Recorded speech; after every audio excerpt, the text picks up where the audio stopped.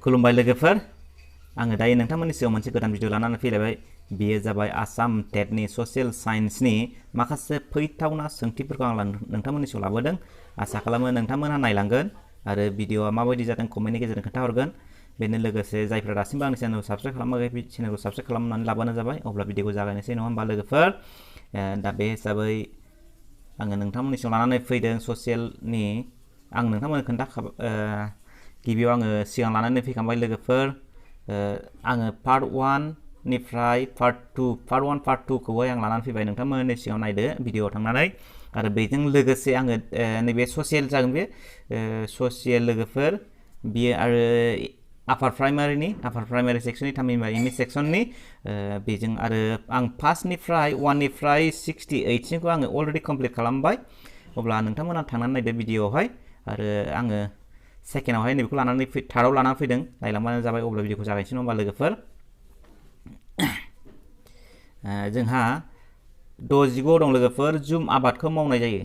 थामहिनबा जुम आबादनि माखासे मावनायनि आदब माखासे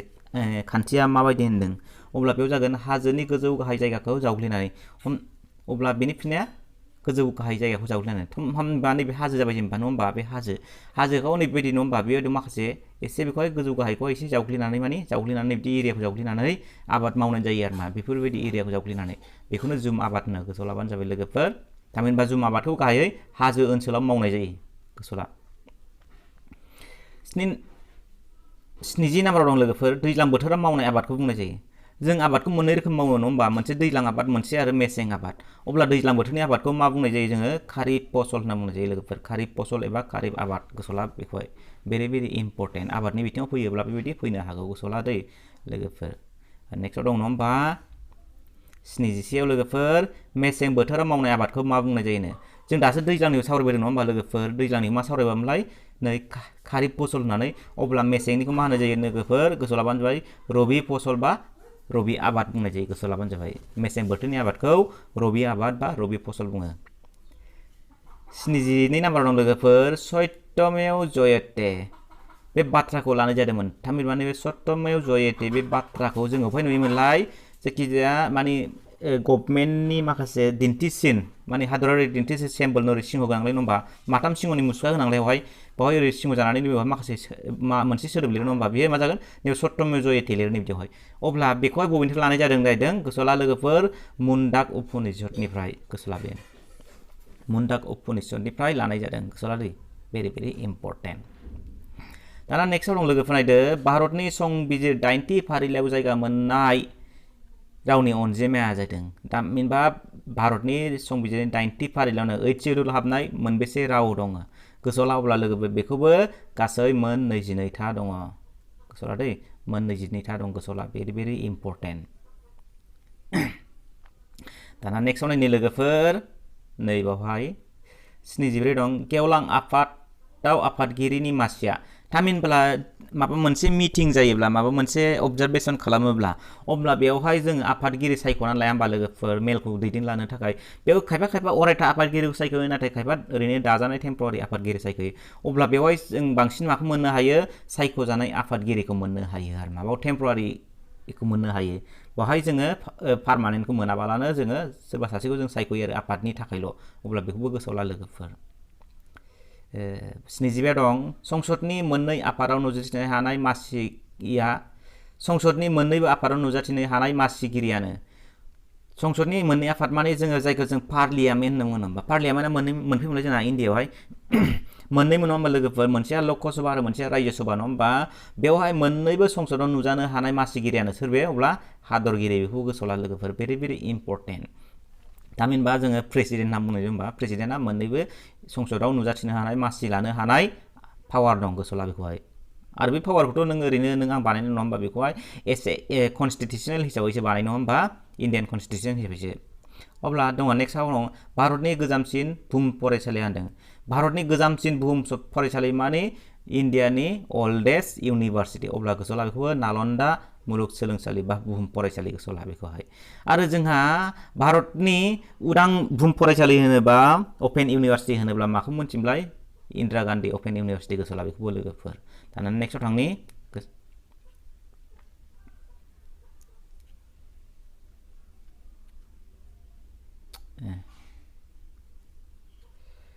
दाना 77 नाम्बार दं लोगोफोर मौर्य मुगायाव अस्त्र शास्त्र बिजाबखौ सोर लिरदोंमोन मौर्य मुगायाव होनदों मौर्य मुगायाव अस्त्र शास्त्र बिजाबखौ सोर लिरदोंमोन गोसोआव लाबानो जाबाय कौटिल्य आरो ओरैबायदि फैनो हागौ मौर्य मुगायाव होनाबालानो डाइरेक्ट फैनो हागौ जे अस्त्र शास्त्र बिजाबखौ सोर लिरदोंमोन कौटिल्यआ गोसोआव ला बेखौ भेरि इम्पर्टेन्ट नङाबा कौटिल्यआ माखासे मुंदांखा बिजाब लिरदोंमोन बे बिजाबनि मुङा मा गोसोआव ला बेखौ अस्त्र शास्त्र गोसोआव ला नेक्स्टआव थांनि लोगोफोर नङा होमबा नैबावहाय 78 भारतनि दिन्थिसिन नै नेशनेल एम्ब्लेमखौ मानिफ्राय लादों होनदों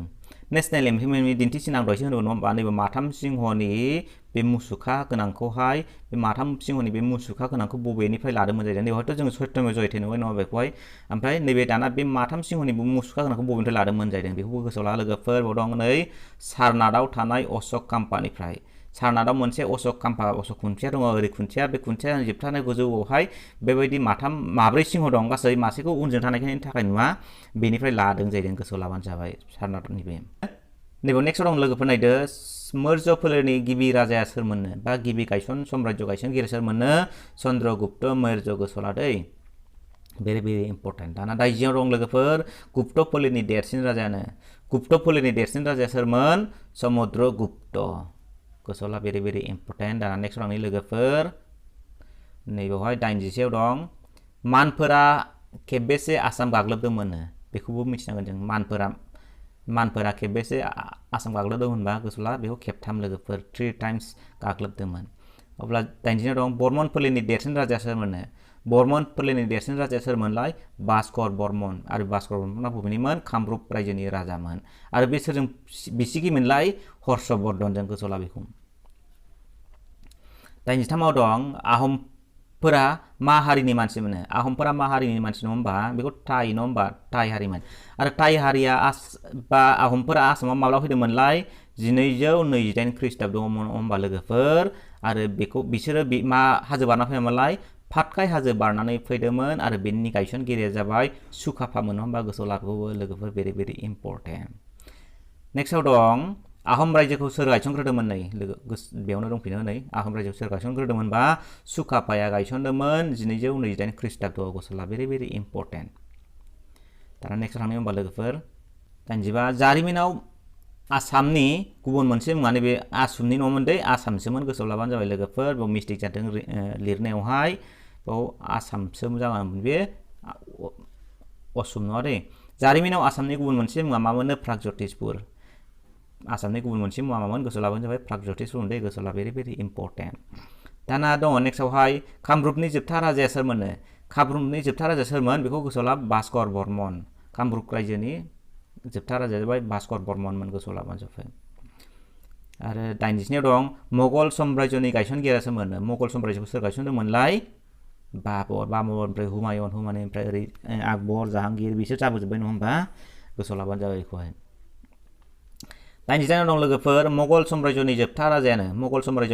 राजाया औरंजेब थामहिनबा औरंजेबा सासे रागा खरिया आरो गुबुननि खोथा खोनासङै राजामोन बिथांनि आमोलावनो बै मुगल रायजोआ जोबस्रांदोंमोन गोसोआव लाबानो जाबाय भेरि इम्पर्टेन्ट 90आव दं लोगोफोर सान्थ्रि बिग्रायनाय जादोंमोन जों सान्थ्रि बिग्रायनाया माने सिपाहि बिग्रायनाय होनो मा जोङो बेयो जादोंमोन 1857 मायथाइयाव बेरेकपुराव जाग्रोदोंमोन गोसोआव लाबानो जाबाय बेखौ भेरि इम्पर्टेन्ट दाना नैबाव इक'नमिक्सनि दं 90आवहाय रांखावरिनि गेजेरजों फोरमायनाय बेसेनखौ मा बुंनाय जायो रांखावरिनि गेजेरजों फोरमायनाय बेसेनखौ मा बुंनाय जायो गोसोआव लाबानो जाबाय बेखौ बेसादनि बेसेननो भेरि इम्पर्टेन्टबो फैनो हागौ रांखान्थियावहाय रांखावरिनि गेजेरजों मा जिनिसखौ फोरमायनाय जायोबा अबा बेसादनि बेसेन गोसोआव लाबोगोन दाना 90आव दं भारतआव गिबि जिउ बीमा निगम LIC खौ गायसनदोंमोन माने थामहिनबा LIC खौ भारतआव माब्ला इस्टाब्लिश खालामदोंमोन बेखौ गोसोआव लाबानो जाबाय लोगोफोर 1952 मायथाइयाव भारतआव गिबियै LIC खौ गायसनजेनदोंमोन 90आव दं कलिकातानिफ्राय बुर्लुंबुथुर हायेनसिम गिबि जाहाजाव होनो कलकातानिफ्राय बुर्लुंबुथुर हायेनसिम फार्स्ट जाहाजाव बोदोंमोननो 1849 मायथाइयाव लोगोफोर भेरि इम्पर्टेन्ट गोसोआव लाबानो जाबाय बेखौ दा नेक्स्टआव थांनि नङा होमबा लोगोफोर नै 93आव दं आसामाव मोनबेसे थाव सोदांसालि दंनो आसामाव मोनबेसे थाव सोदांसालि दंबा दिगबै गोसोआव लाबा दिगबै नुनमाटि नुमलिगर बङाइगाव गोसोआव लाबानो जाबाय आसामाव मोनब्रै थाव सोदांसालि दं दिगबय दाना 94 आव दं लोगोफोर सानखराङाव ग्रहआ मोनबेसे सानखराङाव मोनबेसे ग्रह दङ गासै मोनदाइन बेफोर जाबाय मा बुध शुक्र बुहुम मंगल बृहस्पति शनि इउरेनास नेपचुन आरो गिबियावहाय जोङो मोनबोदोंमोन मोनसे प्लुट' होननाय मोनसे मोनबोदोंमोन प्लुट' होननाय जायनि थाखाय दा बेखौहाय साइन्टिस्टफोरा बैज्ञानिकफोरा बेखौ ग्रह नङा होननानै बेखौ खोमोरबाय एबा नङा होननानै दानबाय आरो मा बिनि सिगां जोङो मोनोमोन दा मोनदाइनल' गोसोआव लाबानो जाबाय 95 दं साननि खाथिसिनाव थानाय ग्रह साननि खाथिसिनाव थानाय ग्रहआ बबेनो बुध ग्रह होनो गोसोआव लाबानो भेरि भेरि इम्पर्टेन्ट आरो फिसासिन ग्रह होनोब्लाबो बुध गोसोआव लाबानो जाबाय बेयो आरो बुहुम सानखौ खेबसे गिदिंनो 89 दिनजोंनो बे खेबसे गिदिंखांनो हायो जोंनि बुहुमा बेसेबां लायोमोन गिदिंनो सानखौहाय 365 नङा होमबा 365 दिनजों जों 1 बोसोर हमो थिग बेबायदिनो 365 दिनजों जोंनि बुहुमा सानखौ खेबसे गिदिंखाङो नाथाय बुध ग्रहआ 89 दिनावनो गिदिंखाङो गोसोआव ला बेखौबो लोगोफोर भेरि भेरि इम्पर्टेन्ट दाना नेक्स्ट दं नङा होमबा लोगोफोर नायनि नैबाव दं नै 97 आवहाय देरसिन ग्रहआ जाबाय माने सानखरांनि बयनिख्रुइ देरसिन ग्रहआनो बृहस्पति गोसोआव ला बृहस्पति ग्रह गोसोआव ला भेरि भेरि इम्पर्टेन्ट आरो 98 दं गोजोंसिन ग्रहआ जाबाय मा गोजोंसिन ग्रहआ मा होनो शनि ग्रह होनो गोजोंसिन ग्रह ब्राइटेस्ट होनना बुंनाय जायो जोङो ब्राइटेस्ट शनि ग्रहआ बयनिख्रुइ गोजोंसिन जायो गोसोआव ला लोगोफोर भेरि भेरि इम्पर्टेन्ट दाना नेक्स्टआव नायनि 95 बांसिन ग्रहसा थानाय ग्रहआ जाबाय माने बबे ग्रहआ बांसिन ग्रहसा दं जाहैदों बेखौ गोसोआव लाबाय शनि ग्रह होनो शनि ग्रहआ बांसिन ग्रहसा दङ गोसोआव ला लोगोफोर बेखौ भेरि भेरि इम्पर्टेन्ट दाना नेक्स्टआव दं नायनो फुंनि हाथरखि एबा बेलासिनि हाथरखि बबे ग्रहखौ बुंनाय जायोनो मर्निं स्टार एबा इभिनिं स्टार होननानै बबे हाथरखिखौ बुंनाय जायोनो बा बबे ग्रहखौ बुंनाय जायो गोसोआव लाबो शुक्र ग्रहआ माने ओरैहाय सोनाबहाबो आरो सान हाबनायनि सिगां जोङो मोनाबिलियाव नुयो आरो सान ओंखारनायनि सिगांबो फुङाव नुयो जायनि थाखाय बेखौहाय जोङो मा होनदों शुक्र ग्रहखौहाय जोङो फुंनि हाथरखि एबा बेलासिनि हाथरखि बुंनाय जायो आरो बियो जोंनि बुहुमाव थानाय बयनिख्रुइ खाथिसिन ग्रह गोसोआव लाबानो जाबाय बेखौहाय दाना 101 आव लास्ट कुइसन नायदो बयनिख्रुइ गुदुंसिन ग्रहआनो बबे ग्रहआ बयनिख्रुइ गुदुंसिन थामहिनबा हटेस्ट प्लेनेट नङा होमबा हटेस्ट प्लेनेट अब्ला जों माखौ मिथियो शुक्र ग्रह गोसोआव लाबानो जाबाय भेनास अब्ला दिनैनि भिडिअ एसेनोसै लोगोफोर भिडिअखौ मोजां मोनदों ना गाज्रि मोनदों माबायदि जानो कमेन्टनि गेजेरजों खोन्थाहरदो आरो जायफ्रा दासिमबो चेनेलखौ साबस्क्राइब खालामनानै लाबानो जाबाय अब्ला फैगौ आसाम टेटनि थाखाय बयखौबो आङो फार्स्टआवनो बेस्ट अफ लाक जासिबाय बेनि उनाव भिडिअखौ फोजोबबाय गोजोन्थों लोगोफोर खुलुमबाय